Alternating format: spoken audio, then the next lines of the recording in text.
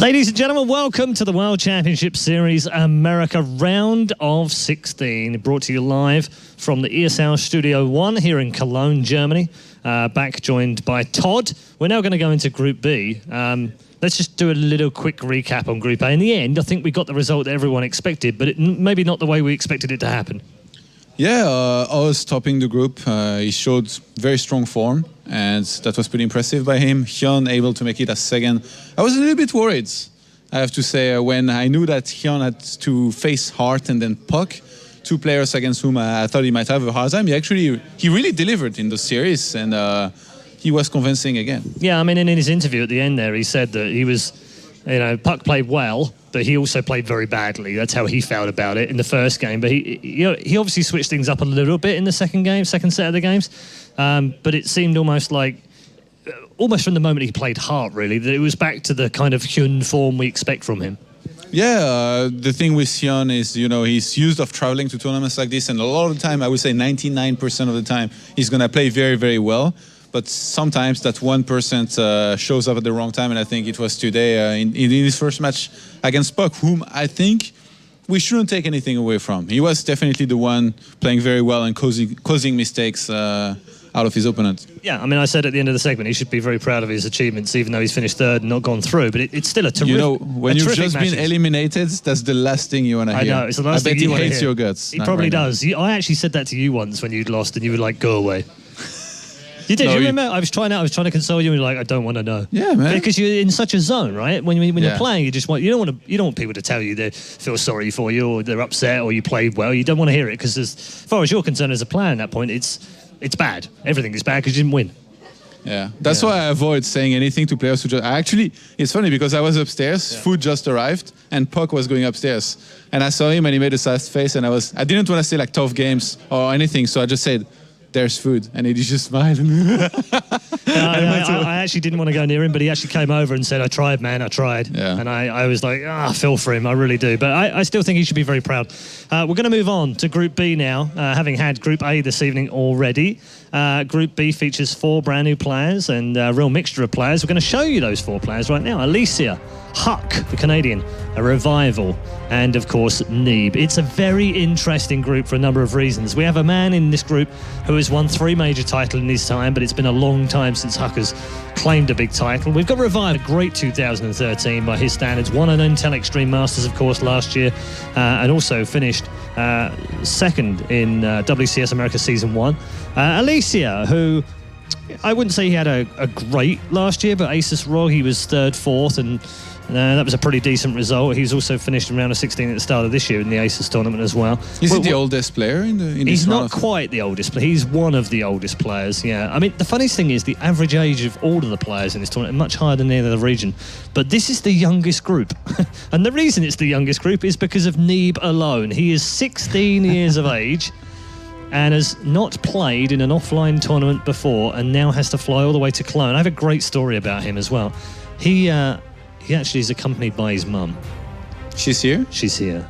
Esports mom, man, we've been talking about it. Esports they're all over Twitter, and now they accompany their children to the tournament. This is cool. I think these are good times we live in. It's absolutely fantastic when parents actually support their children who, let's face it, he's still not quite a child, obviously he's a young adult, but to be able to support him to come to a tournament like this halfway across the world, I think it's fantastic. Yeah, I wish... I was going to say, would you have liked that to have happened for you? I was going to say I wish my mom had brought me to tournaments, but then I can imagine being super ashamed of my mom being here, but it's definitely a cool thing, because I think maybe if she hadn't come, then maybe he wouldn't have been able to, so I think it's definitely a cool thing, not only having the support of his parents, but also they allowing him to come here and compete, and yeah, very excited for his games. We're going to get into our first game very shortly. Before we do that, let's just show you the whole of the round of 16, just to remind you that there are more players than that. Before we get there, we'll show you the brackets first. Alicia will take on Neeb in our first game. As I said, we'll talk about that matchup in a few moments' time. And then Revival will play Huck. That's going to be a cracking game as well. We love those ZVPs between Revival and Huck.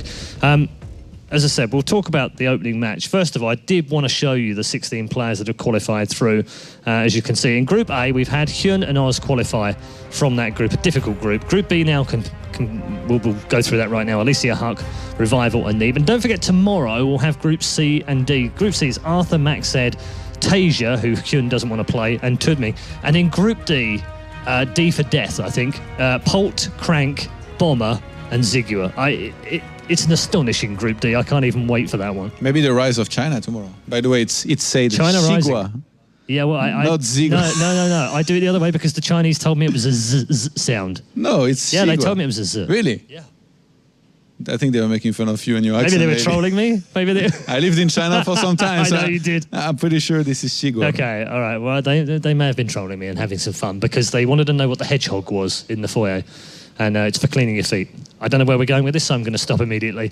We were having some fun with Max Zed and with Tudming earlier on. Let's get into our first match and talk about these two players. They're very different. Alicia, Protoss, 26 years of age. He's been around the world. He's done what he's done. He's over $60,000 in prize money. I wouldn't say he's like, grade A1 Koreans, because that would be putting him in the same realm as Tasia and Innovation and Polt and what have you. And he hasn't had quite that level of success, but he's absolutely a fabulous player. We know what he can deliver, and he's a very dangerous player to have in your group. Yeah, I think Alicia was that guy who came out of nowhere, showed some great Protoss versus Terran back in Wings of Liberty. He went to Codes, he had some great games, and then he started struggling a little bit more. He lost to a Frenchman in the open bracket, in the first one of the open brackets of MLG Anaheim. He got upset, and then he met him again in the loser bracket and lost again. So he started being a little bit inconsistent. Later on, he came back stronger. He had a few second places. He started to have his name up there in the Kong line, because I think it was 2 or 3 tournaments in which he took second. So 3, yeah, 2 MLGs and an ASL as well. He was also second in 2012. But it's been a while since we've really seen him come to the fore. So maybe this is his opportunity. He was 5th in Season 1 for WCS, and then round of 16, and then round of 32. He's actually going backwards right now, but he's arrested that, thankfully, here, because he's now back in the round of 16. As I said, he's a dangerous player to have in your group.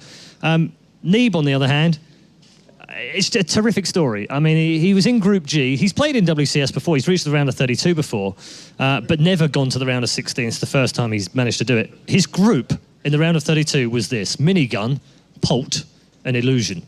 At any rate, you would look at that group and go, wow, that's a tough group to come through. Minigun, we all know about him. He beat him 2-1. He then took a map off Polt before Polt finally won 2-1, and then destroyed Illusion 2-0 to qualify. So he's a dangerous player as well. And as a Terran American at 16, I'm super excited to see what he can do here. Yeah, I am too. Some people say that Neeb's playstyle is inspired by Polt, especially against Zerg. So we're going to see. It's going to be interesting to see here if maybe the same thing can be said about this Darren versus Protoss.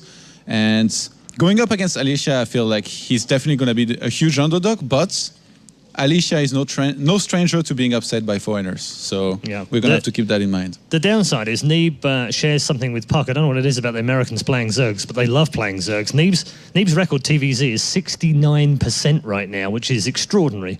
But his worst matchup is actually TVP. So going against the Protoss, whose best matchup is PVT, it's going to be a struggle, isn't it? Yeah, but he beat Minigun. I will rate Minigun very, very high in the Protoss ranking, in the Protoss versus Terran ranking. So having beat Minigun, I definitely think he's going to have a shot against Alicia. But again, Alicia, I haven't seen him play for some time, and it's going to be interesting to see what he came up with, what his practice has been like. Crank had a very impressive performance versus Terran in the round of 32. They live in the same team house. They probably practice and share strategies. If Alicia comes out with the same kind of crazy builds, as much as he has a different style than Crank, this could be some crazy series that we see here. Okay, let's find out what that crazy series looks like by going over to your commentary team and enjoy the first match from Group B. Thanks very much, guys. All right, Group B, and we open up with a series that I have been pretty darn excited for the past week or so, because I've been able to watch some Neeb games. Neeb versus Alicia. What do you make of this, Nathanius? This should be an awesome series. Neeb played incredibly in his round of 32 group against Minigun and Polt, against a bit of a higher level player of a Protoss, you might say. Alicia, very well accomplished.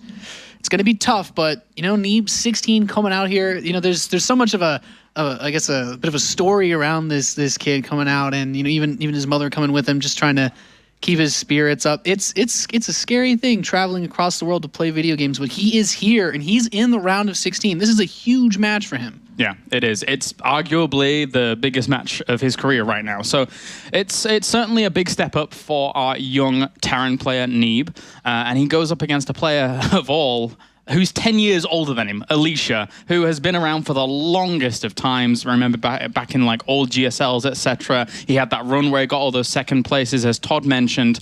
And now, hasn't done as much as of late, but he's still a big threat, I would say.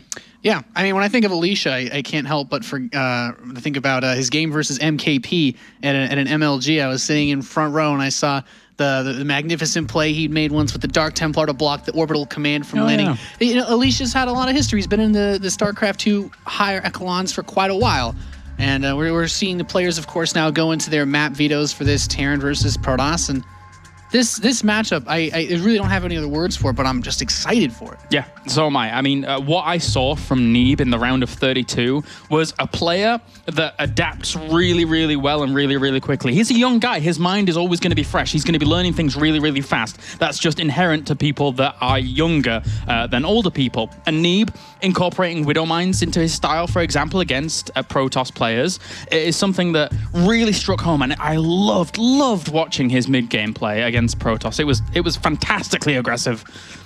Yeah, and that's just the cool thing is when Neeb you give a player like that time to look at a group, prepare for what they could see, you get some interesting strategies that come out of this. And we've actually seen Alicia veto Daedalus Point, then Neeb vetoing Altair Stronghold. As I said, most Terran players won't like that, but Alicia's actually getting rid of some maps that could be seen. Daedalus Point can be a good map for Protoss aggression. Maybe he's a bit worried of that potential coming out of Neeb. Yeah, and Habitation Station going as well. I mean, after seeing Neeb play on that in the round of 32, I wouldn't want to play against Neeb on that map.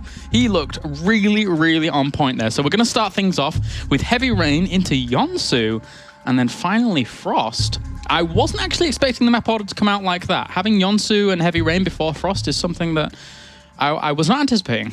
Well, it's important to keep into consideration now with the current meta game around Terran versus Protoss. There's still a very popular strategy, the 2-base blink play.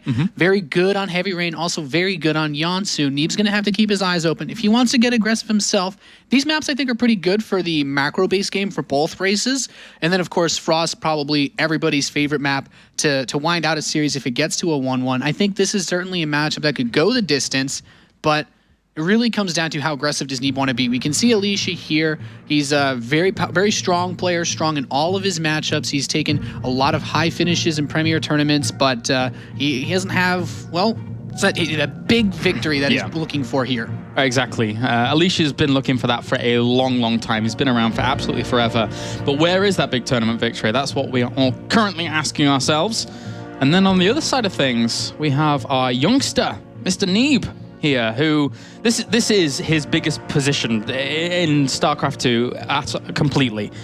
And if he can prove himself at this young age, and that'd be fantastic for him, and he certainly could do after seeing what he did in the round of 32.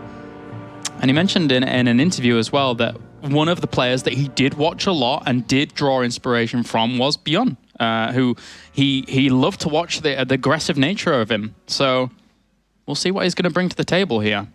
Yeah, I don't think Bjorn's a bad role model at all. He's the kind of player that throws out all sorts of crazy builds and can be especially aggressive while also having a very strong macro game to fall behind on. And that, I think, is the key to any success as a Terran player, especially in this matchup versus Protoss. There's a lot of people that say it's hard to be aggressive in certain aspects, and certainly we saw that in the games that were played earlier by Hart. Wasn't able to really find anywhere to crack Oz, fell behind very quickly to his own aggression. So can Neeb be the Terran player in today's matches that brings things forth, or just plays such an incredibly solid game that Alicia can't do any early aggressive harassment with something like Oracles or any other type of aggressive play? I'm interested to see how Neeb is going to play now. I really am. That's the big focal point for me. Obviously, we've seen Alicia for forever and ever, but now Mr. Neeb breaking onto the scene here in the round of 16. Yeah, he's got a really tough group ahead of him. This definitely won't be easy. He's by far the underdog, but that's what we said when he played in the round of 32. He said there's no way he's going to get out of a group with Illusion, Pult, Minigun, and he said, well, I'm just here to play StarCraft, and he was able to get through. So there's going to be a lot of eyes on him, especially considering that, as crazy as it sounds, Neeb is currently in the best position possible to be the first American to hit the round of 8 as well since Puck's been eliminated. Yeah, you're completely right with that. And again, we have to reiterate the fact that right now Neeb has earned himself, what, like $3,000 guaranteed. This guy at 16 years old, he's like, hey, I'm going to fly half across the world to earn $3,000 at least. It's pretty good. And then if he advances on from here, he goes up to $5,000. And then you're still accruing WCS points as well. So for his position, he's already done darn well for himself. And then more money on the way, potentially. Yeah, just by taking that group, he's almost increased by an infinite variable, really, his tournament results as far as income goes. This is definitely the biggest result he's ever had. And I think even if he were to drop out of this group 0-2-0-2, it'd still be a fantastic weekend for him. But we're loading into the first map, and I am so excited for this. I'm so excited to see Neeb play. Rotterdam and I talked a lot about this guy in the last group that he played in. Alicia will be the titan that stands in his way to paving himself as being that up-and-coming young Terran player. But we're here on Heavy Rain, guys. It's Alicia versus Neeb, the Korean versus the American. And we've already loaded in. We're ready to go with our first player in the top position. The red Protoss player looking to shut the door on our hopeful American. It is Axiom's Alicia. Definitely a scary opponent to have to face in the round of 16 here. A Titan, as you mentioned. A Titan. And can our young Terran down to the bottom right equip his maneuvering gear and be able to bring him down? Our blue Terran, representing Fnatic, it's Neeb.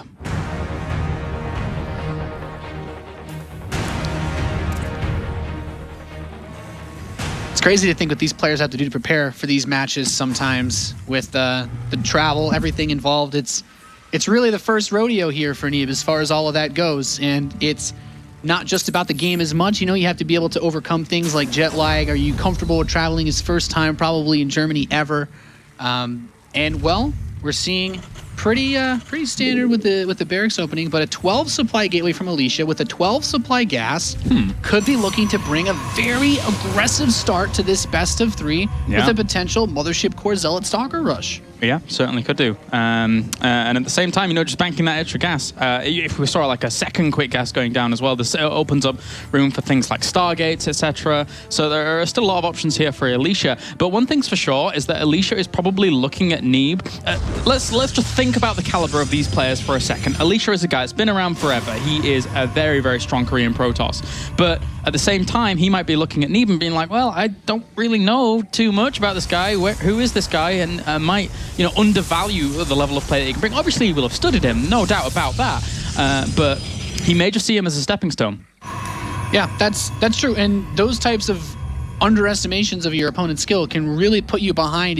Being confident is the most important thing when it comes to having your mindset proper for StarCraft. But looking at this game overall with this potential for aggression, is Neeb paying attention to this? Actually cancels building a bunker, I guess he was getting ready for in the event that it was a proxied gateway.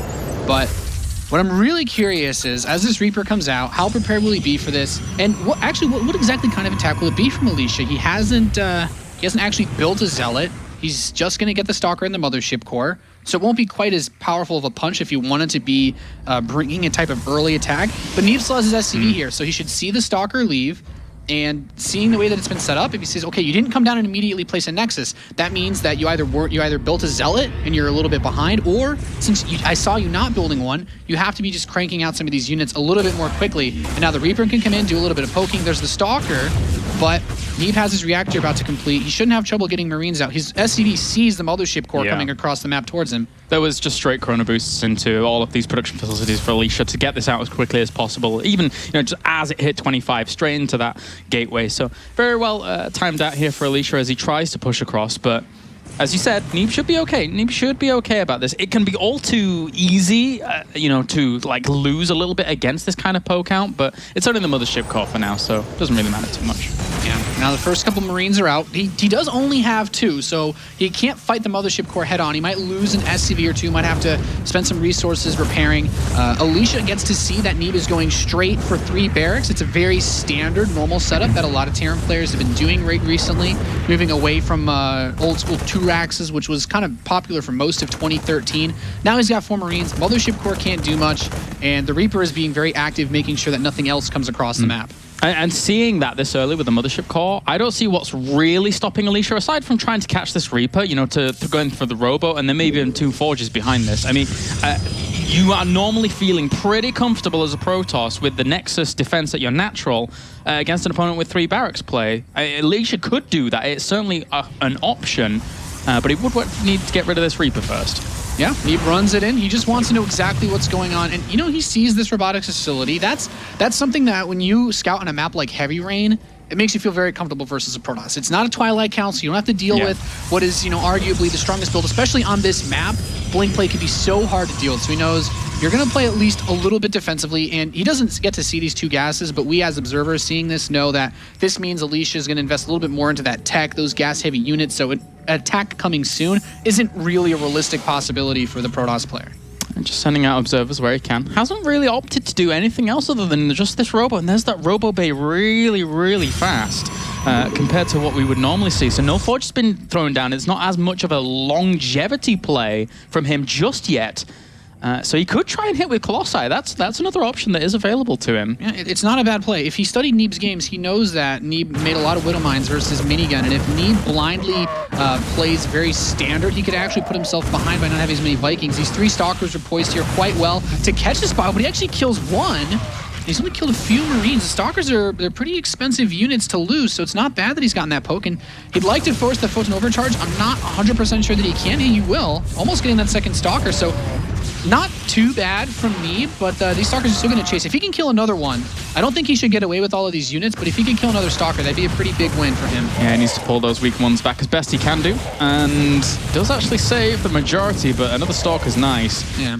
And the Marauder will end up falling. Has to pull these reinforcing Marines back. But look, I mean, the Colossus is on the way. The Starport has only just started. How can you have Medivacs and Vikings out all at the same time if you're going to be facing against these quick Colossi? Because he's trying to boost them out, man. Yeah, this is something that's popped up quite a bit more since Opening Storm is just so much more difficult in this matchup. And the really big problem, you said it yourself, as a Terran player, even if you know this attack is coming, when do you decide to cut Medivacs? You know, 99% of the time, Terran player, you always want to have 4 Medivacs. Yeah. But this is a build where as your 3rd and 4th medevac are coming out, you can get hit by 2 Colossi, and then you have no Vikings at all, and you have to rely purely on positioning. And we can see Alicia's had a couple sentries here, building up the energy for those force fields. He doesn't need to warp in that many more to have a powerful amount of them. And there we go. Even more gateways being added on. Alicia has moved himself up to a total of 7 gateways. I think based on the timing of how this goes, this is something that we saw, I believe it was Night End in WCS Europe do,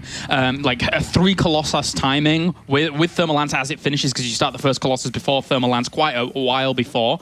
It leaves you good for the defense. You know, you can't really do a whole lot against this unless he's really, really proactive with these medevac drops. But from then on, how do you deal with 3 Colossi if they want to march across the map? It's so difficult. You almost have to go for a weird, wonky base trade situation. Yeah, it's really important to note, though, that if Neeb doesn't die to this, if Neeb can be... He's still trying to be aggressive, which is really bold. And now he sees 2 Colossi. That should tell him everything he needs to know. He escapes with, I'd say, a reasonable amount of his bio, but there's no forges. We mentioned this. There's no upgrades for Alicia, which means that if Neeb doesn't die, he has his +1 attack about to complete. He'll already have somewhat of an upgrade advantage, and he's keeping some units out on the map. This 3rd command center might be able to finish. He has 2 Stalkers here to poke this SCV, but there's no bunkers for Neeb. He has absolutely no defensive setup. 2 Vikings are on the way, but it's just a handful of bio, and he's going to go for another counterattack. He killed the Mothership Core earlier, but he has to wait for Photon Overcharge, and even then, he still needs to survive. Yeah, it's clear he realizes what's going on, adding on that second starport. He knows he needs a lot of Vikings very, very quickly, but Alicia is already approaching his opponent's natural, and he has really nothing to deal with this, nothing at all. The 2 Colossi are going to go to town on the entire SCV line. Meanwhile, we have a counterattack over at the other side, but there's already a Colossus there, that 3rd Colossus, to just actually clean it all up and push it away. Yeah, and now the force fields, the SCVs, away from going into that main base. He's got all these work. I mean, the workers are still pinned back here, but he killed the command center. And the 3rd command center got canceled as well. Neeb is stuck on 1 base versus a 2-base Protoss that has, what, 3 Colossi, could move up to a 4th one pretty much whenever he wants. He's got a lot of gas banked up. And there's some force fields cutting off a lot of these Marauders. All Neeb can do is basically pull these SCVs. And I mean, Alicia doesn't even have to fight this, despite the fact that you just pretty much A-move through it at this point. The Vikings will try to focus down one of the Colossi with the support of the bio, but there's just too many gateway units on the ground to support this, and he will eventually clean up all of these Colossi, lands the Vikings, but the big problem still remains. He could sit at the bottom of the Serpent Force Field. I almost feel like it's a bit of an overextension to walk up this ramp versus the +1 bio for Alicia, but Neeb just doesn't have enough of a follow-up compared to this. Their force fields away those Marauders. He can kill these SCVs with impunity. More Zealots are going to get warped in, and as well as Neeb trades against this, almost any trade isn't too bad for Alicia since, well, Neeb's running some reinforcing bio, but there's still that second base for Alicia. Yeah, it's like when you do that, there you go, GG, Alicia takes it. Let's just take a step back quickly and go back to as that Robo goes down. You, as a Protoss, when you see three barracks of your opponent that quickly, you have those two big options. It's play really greedy, play double forge play, or go for this extremely strong Colossus push, which is so hard to deal with if you don't have your starpots to the right. As the Terran, you have to identify which route the Protoss is going down, because the Protoss at that point, if you open up three barracks and it's spotted that quickly, they are going to dictate the game. Yeah, it's the simple fact of the matter is that on a map like Heavy Rain, you have to understand that some builds are stronger than others. Blink Stalker play is really good. It's really popular on that map. If you want to be safe versus builds like that, you need to open three barracks, but that delays your starport a little bit. You get a little bit later medevacs. That means your Vikings are later, and all of a sudden, Neeb's saying, I have a couple extra bio units. Maybe I would have preferred to have a few more Vikings earlier by having a starport faster, maybe to have medevacs, especially since because he tried to be counter-aggressive to Alicia, he didn't have any medevacs to actually heal his bio at home. He had Vikings, sure, but maybe with that little extra force of bio, he could have put up a better fight. It's really hard to say. You have to, if you're in that situation as Neeb, I feel you have to buy so much time with very strong Viking positioning, because you know your opponent, if they're going for something like that, they don't have blink on their stalkers. You can try and poke and prod at the Colossi out in the middle, but with how counter-aggressive he was being as well, he was like stretching himself too thin. It was very, very hard to do anything like that. Again, Captain Hindsight, we can talk about this at the very end of the game and it's fine, but for Neeb in that position, it's a very, very stressful time. Yeah, very stressful indeed. We're loaded in to the second map for our best of 3 here at the WCS America round of 16. We're playing this map out. It's going to be Yonsu. And here we have in the bottom left position our red Protoss players currently up 1-0 in this best of 3. Just a very, very sharp timing for his Colossus push. It was Axiom's Alicia with a very just powerful attack. Yeah, strong stuff. So scary to deal with. And up to the top right, we have our blue Terran, currently representing Fnatic. It's Neeb.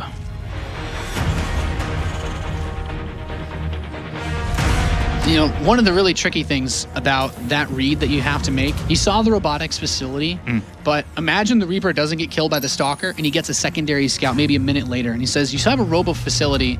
He does, even if he doesn't see the robo base start, he says you have no forge. Yeah. And that's a really big sign. It's like, where exactly is your gas going? Like, what do you intend to spend it on? And if you open robo, you don't really have much in the way of options as far as that goes. It's pretty much you have to go Colossus, or you've built a robo facility because you hit a dark shrine somewhere on the map. And that's, it's so tricky to be 100% prepared for that, but I still feel like even just a bunker at the natural might have bought him a couple seconds time to defend against that.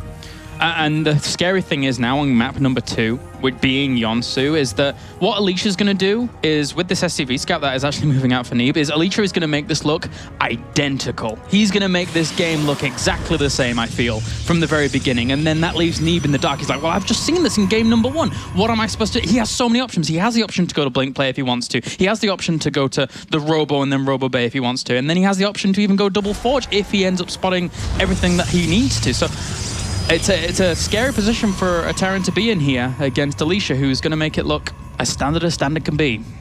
Yeah, and another important thing to note that I think is just a smart note to take for Protoss players here. The way that Alicia's laid out his gateway in a cybernetic score, a Reaper tries to go in. If he goes behind that mineral line, he's basically blocked inside. The Stalker can easily pick you off, and I mean, if he was able to get his Reaper more time to scout around that last game, he might have been able to prepare for that Colossus push. So Neeb needs to be, as you said, on point and aware of what Alicia is doing, because Alicia being up 1-0 has no reason to do anything super crazy. Yeah. he can just play out his own game and be completely fine with it. Neeb pokes in once again, has a look around. Unfortunately for him, he has to leave now as the Mothership Core and Stalker will grace us with their presence on the map in just a little bit. But the Reaper is the all-important factor. What is he going to be able to spot? That is the question. He'll be able to see, okay, well, the Nexus isn't maybe as fast as it could have been, and I think that's one thing that's been keeping Neeb a little bit cautious. Now he'll be able to see the probe. So since the Mothership Core did go straight out, he can deny the placement of this Nexus. Killing the probe would be pretty nice, and he does get it. The Stalker comes up, is going to take a couple of pot shots. The Mothership Core, though, as we saw in the last game, is moving straight across the field. Neeb's reactor is done, starting to build a few Marines, and the Mothership Core, it didn't really do much harass, but we also haven't seen a probe scout either from Alicia, so it's good either way just to know what Neeb is up to. Exactly, it's all about the information, and then from there he can just choose whatever he wants. I mean, of course, if he sees the barracks, these two Marines are going to try and push this away, but he already sees the extra barracks anyway now with this, so he knows what he's going to be playing against. So like, well, okay, I see your 3 barracks, not going to go for Blink again, just going to go back, I wouldn't be surprised if in this game he did change it up and go for Robo Double Forge, but still could quite happily do exactly what he did in game number 1. Now, and he actually delays this natural command center a little bit. Very annoying. Oftentimes, that's plugged right into your build order for the supply to continue producing units. As he's got his tech lab on the way. It's a robo facility again, and dare I say, no forge. He's got a couple bucks. He can afford to start it. Well, the thing is that it's placed in such an annoying position because if he goes back there, he can't even get back there. He's trying as best he can do. He's checked in for life now, and it was very grim and short. And it looks very similar to game number 1. After seeing it like that, it looks exactly like it is the exact same build so far. But now this is the scary spot. It's like Neeb has to somehow get a secondary read. It's like, did you throw down a Forge? Because normally, and it's the Robo Bay again. You know what? Why change a winning strategy against what you've already seen? You've scouted exactly the same thing from your opponent. Do it again. Job's a good one. I can't say that Neeb's build in the last game was really bad versus this. It was just not recognizing exactly what was coming. And I think Neeb, you see the Robo, he still didn't see a Forge. He could still do, like, this aggressive biopoke he did. He killed 2 Stalkers. It wasn't terrible. It cut away some of his unit count. But, yeah, Twilight Council now. So we're already seeing Alicia open up the door for something else to potentially happen. I mean, what if he just... I feel like with no Forges, he still can't be late game minded. I think he goes Blink and then just uses that to help out the push, because that's one of the vulnerabilities of that 3 Colossus push. You don't have Blink to try and chase down the Vikings, but if you incorporate Blink into it as well, it makes it really, really scary. But he hasn't started down in Colossi just yet. Interestingly, picks off the Marauders, pretty nice. Yeah, he's added a few gateways. I was gonna say, like, one of the a crazy play you can make is make him think it's Colossus and then go something ridiculous like double Forge with just with single Colossus production. But actually kills one of these Stalkers. It's a good pickup. Yeah, he's kept most of his units alive this time. That high ground in the middle of the map, pretty useful. So he does have the Colossus on the way, but there's no range on the way yet. And Neeb's starport is halfway done. He's managed to get his gas timings a little bit tighter. You said it, Claire. He's actually going to add in Blink to this. And this will make it's really funny because there might be only 1 or 2 Colossi. And there might only need maybe 4 or 6 Vikings to deal with that. Yeah. But then just a couple of Stalkers can knock those down so easily. And Neeb boldly pushing into the natural. He just walking in with almost a sense of impunity. He's going to go up the ramp. Force field locks him out. Gets the Mothership Core, though. And that was, I don't know. That's one of those moves that it always feels like a good idea when you're like, okay, my stim is done. I can run in and kill some things. And then you dance around. You try to chase the Stalkers back. Like, okay, kill a probe or 2. Try to run back up the ramp. And then you suddenly realize you've lost half your army. And you're like, well, I didn't really kill that much. The Mothership Core is nice, though, because it means that if he tries to push when Blink is done, he doesn't have another Mothership Core on the way. So if he did try to push when Blink is done, he won't have time warp or a possible recall unless he were to start it right now and then delay his push a little bit. So that's one thing Neeb's got going for him. It's so funny because, like, you're saying before that I call it like the Blink or whatever and stuff like that. The only reason I know this build so well from Alicia is because it's one of my only builds in this matchup at the moment. I love this build so much because it's so annoying against Terrans or for Terrans. It's an incredibly frustrating build to deal with. That's for sure. And a Marine pokes forward. He sees the Colossus, but the scout will not make it away. His message, of course, still reads to Neeb. So Neeb knows there's a Colossus on the map. 4 gateways in production. This is just one of those situations where it's like, okay, you got your couple pylons spread out in your main base. Maybe a scan would reveal to you the extra 6 gateways that are ready to start warping in units to kill you. Neeb having his army on the map isn't necessarily bad since there's open space, but he just doesn't have, you know, the army size. And there he does finally scan. He sees 4 gates completing in Alicia's main. He still hasn't seen any forges yet. I guess, you know, they could still be tucked behind the main base mineral line. But this is still very scary, and there is a pylon in the northwest near the base of Neeb for Alicia to reinforce this push once he steps out of his base. Yeah, this is all lining up very, very nicely here for Alicia. He's just going to walk straight forwards towards his opponent's base, and now there's a timer above Neeb's head. He has 2 Vikings on the way, a third one just about to be started there, but any medevac he can pick off is fantastic. He got one of them, almost got the second, and this is really... Losing medevacs at this point, when you're already kind of starved in terms of the production from a start point, is annoying. Trying to micro back against this Bioforce, but I feel like Neeb's a bit too much on autopilot. You know, the medevac getting caught, but he's got this 3rd command center on the way in the midst of all of this. His bunker's still so late, despite seeing that Colossus after the first game, and now he's getting pushed back. There's the force fields. The 3rd Colossus rolls up, and you know he's just gonna kill everything here. There's barely a unit left for Neeb. Army supply dwindling. GG. GG. Dude, Alicia's a mind reader, man. I said at the end of that game number 1, one of the weaknesses of that build is that you don't have Blink. You don't have Blink to try and catch those Vikings if they're in good spots. But Alicia, from game number 1 to game number 2, changed it just slightly, a small tweak. And then you're able to really, really rip through the Terran. Yeah, in all honesty, there wasn't too much of a scouting difference at all. Even seeing the Twilight Council, there not being any forges for Alicia is a dead giveaway with this robotics bay that it has to be a Colossus push. Because it normally starts at the same time. A Robo and a Forge normally start at the same time, and they're normally situated around one another as well in this matchup more often than not. So you do have to be careful. Yeah, it's really scary to deal with. And Alicia takes, you know, what is pretty much just a quick 2-0, and he's already off to the winner's match. Neeb dropping down to the loser's match in his first big match here at WCS America. That's tough. Yeah, it is. So a little bit of a sad loss there for Neeb, but as you said, Alicia advances on. Now he's going to be waiting in the winner's match after a quick dispatch. I mean, you are our resident Terran here. How do you try and manage and deal with a play like that from Alicia? I mean, if Alicia did any studying of Neeb and the way that Neeb opened up defense, you know, the way that his defenses were at the beginning of the game or anything standard across the way he plays Terran versus Protoss, not building a bunker is something you can exploit with early timings if you don't have that set up.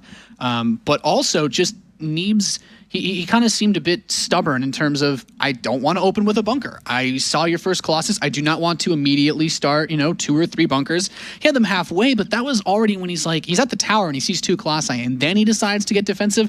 It's just not going to work. He started his 3rd command center at the same time. Imagine if you just, instead of 3rd command center, you immediately drop 3 bunkers, maybe add on your 2nd starport, and just go super turtle mode because there's no forges. The Protoss has no late game without upgrades. They're easily the most important part of the matchup. It's true. That is very, very true. All right, so guys, we are going to have some more awesome games in just a little bit, but now over to Paul. Thanks very much, Kalaris. Back here with Todd. Not a huge amount to analyse after that, really. 2 very similar builds in a row from Alicia. Neeb not really showing us the kind of form that he showed us in round of 32. Disappointing for the youngster in that game. But what can he take out of it? He's got another game to go, of course. I think as much as these were not the games and strategies that we're expecting out of Alicia, the same goes for Neeb. I think he probably didn't expect this kind of very strong 2-base timing. He was going... I feel like he was a little bit on autopilot, maybe, you know, taking a 3rd base, assuming that Alicia was going to take his own 3rd base, playing it standard, and suddenly the Colossi attack and mass units comes his way. He's like, well, I don't really have any bunkers of Vikings. I can't do anything about that. Yeah. It was GG game 1. And game 2... I mean, you could argue he put up a little bit more of a fight, but difficult to play against something. And again, I could argue indeed. Well, and you are more than welcome to argue. But my point really was more that he was kind of mind gamed a little bit in that last game, wasn't he? I mean, literally, when you do the same thing again, the other guy's thinking, is he going to do the same thing again? No, he won't. He can't possibly do the same thing again. And then he does. So tough on him, really. Yeah, it wasn't. There was a few variations, but overall, this was very, very good execution by Alicia in the sense that he hits at like 12 minutes with 3 Colossus, a lot of reinforcements, a lot of gateways to add on extra units on top of that, and if you're not practicing at the top level against these guys often, it's going to be very hard to see this coming early enough to be able to hold it. And I don't think that's Neeb's case. No, I mean, I know that he's practicing a lot and he's putting a lot of hours into the game, but he's also got school as well, which makes makes practice harder for him.